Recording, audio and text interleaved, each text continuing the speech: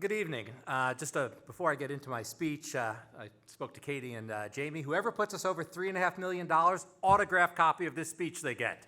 So keep it coming. Tonight I have the privilege of introducing one of this year's honorees, Jennifer O'Neill. At this stage of my career, notwithstanding my boyish appearance, I have spoken at a lot of events. But it really is a unique honor to speak at such a special event as Her Justice and about such a special person as Jen O'Neill. In addition to being an incredibly worthy cause, those of you who have been involved with Her Justice know that it is an organization that leaves nothing to chance in planning its events. I got here sharply at 4:45 this afternoon for a sound check rehearsal and was told that I had exactly 3 minutes to speak and that I should start out by saying something warm and kind-hearted about the honoree. At which point my first thought was, phew, thank God I'm introducing Jen. Just kidding, Ira.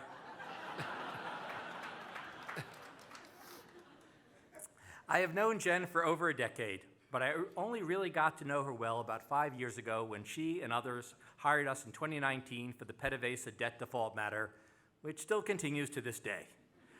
We hit it off instantly, and little did we know how much time we would be soon spending together in the COVID-caused financial crisis that was about to descend on us. To me, what Jen has accomplished and how she conducted herself during the COVID period and thereafter demonstrates all the qualities that make Jen such an easy choice to be one of this year's honorees. When I first met Jen, she was Deputy Global Head of Transactions and Investment Legal at BlackRock. I think I got that right. Starting in March 2020, we worked on a pretty much endless series of restructurings from crack of dawn till dark and beyond. During that time, I saw all the remarkable qualities that caused her to be known in the restructuring community simply by the one-word name, Jen. She is wicked smart, practical, persistent, deeply respected by her peers, and knows how to achieve consensus and get things done. What I didn't realize was that dealing with our matters was just her day job. By night, she was using these very same qualities to lead the $65 billion restructuring of Argentina's debt, and to boot, just throwing in getting Ecuador's $13 billion of debt fixed up too. To me, it was like driving medallion cab by day and Uber by night, and then just a Lyft on break for what the heck of it. When word of these Latin American restructurings broke, Bloomberg quickly labeled Jen BlackRock's new star.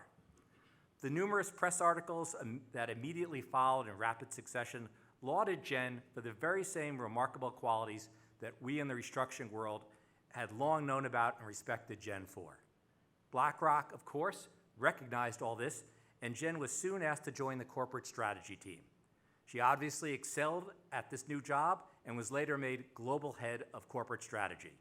Somewhere in there, she snuck in time to get married to her husband, Renee, who is a great guy with us tonight, and have a baby, Cruz, who is adorable and not with us tonight.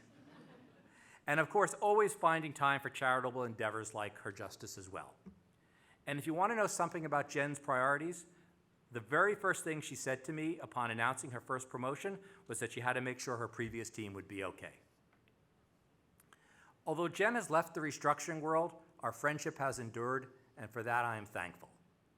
And then finally, on a personal note, I have to comment on one last special quality of Jen that has nothing to do with work: how truly genuine a person she is. You always know exactly where you stand with Jen. She says she is working on her poker face, but those who know her well can tell how it's going just by looking at her. You definitely know if what you're saying or doing is making her happy or going over well. And if it's making her mad, and I say this with deep affection and love, to quote Monty Python, run away. With no further ado, I give you this year's first honoree, Jen O'Neill.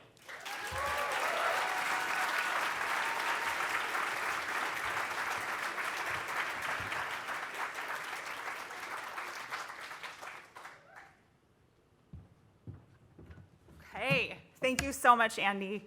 You are an incredible friend, mentor, and a pretty good lawyer. Hello, everyone, and thank you so much for being here tonight. I am deeply honored to accept this recognition from Her Justice and to be part of an organization that does such critical work in helping women in poverty access legal services. It is heartwarming to look out at this crowd and see such enthusiastic support for this incredible organization. and to see so many colleagues and friends. I want to start by thanking the dedicated team at Her Justice, whose tireless efforts, unwavering commitment, and boundless compassion are what makes this organization a beacon of hope for countless women in need. You truly transform lives and make a meaningful impact every day on the community and the system you're working to change. And also by congratulating my co-honoree, Ira Dizengoff. Your dedication to your craft and to this effort are something we should all aspire to, and there is no way we'd be up here breaking records without you. I'd also like to thank the committee responsible for helping encourage your generosity, and of course BlackRock for its tremendous support, both of Her Justice and of me. I'd also like to thank my family, my husband Renee, who is here, and my 19-month-old son, Cruz, who luckily for us all is not. To everyone here and all supporters, a huge thank you. Thank you so much for your generous donations.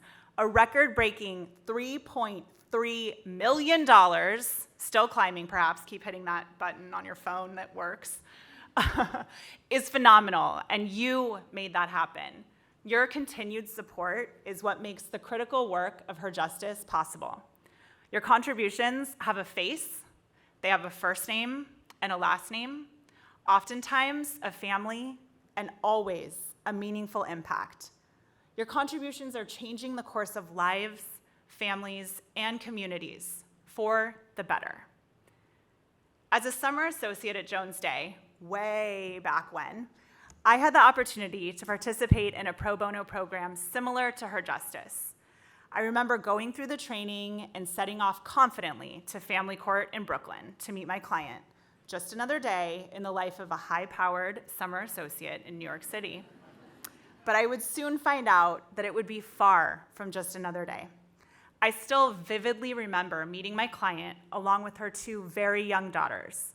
She described unbelievable circumstances and the relief she needed just to live, function at a basic level, and afford herself and her small children fundamental safety and protection. I came away from my experiences with her acutely aware of both the bravery it took on her part to stand up and fight the system to get the help that she needed, and the power of the role I was able to play, even as a not yet actual lawyer. This work makes a meaningful difference. Over the past several months, I have had the privilege of getting to know the Her Justice leadership team better, learning more about their work, their stories, and their impact on these women and their communities. And so I'd like to share just one story of so many. This story is about a woman named Isa. Before she came to Her Justice, Isa's story was one of abuse and broken promises. In 2005, Isa married who she thought was the love of her life, but soon into their relationship, things took a turn for the worse. Isa's husband insisted that she stop working, a common way for abusers to begin exerting control, and kept her completely in the dark about their finances, taking any money she made from occasional work. He used physical violence often. Unfortunately, this combination of financial and physical abuse is not uncommon for Her Justice clients. Financial insecurity is a primary reason that survivors stay with their abusers.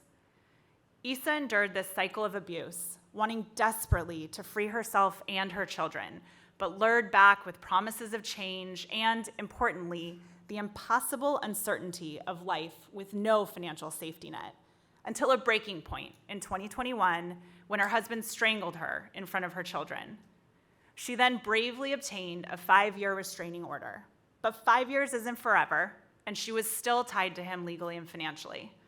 Since 2021, Her Justice and pro bono attorneys from Aiken have been representing Isa in her divorce case as she courageously seeks to finally cut all legal ties with her husband.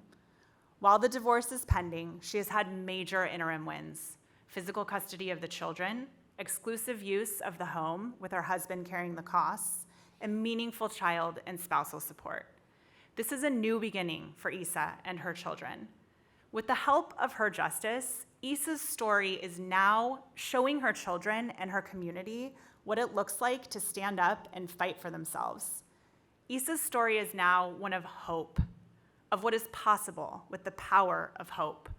Her story is what ultimately breaks generational cycles of poverty and abuse.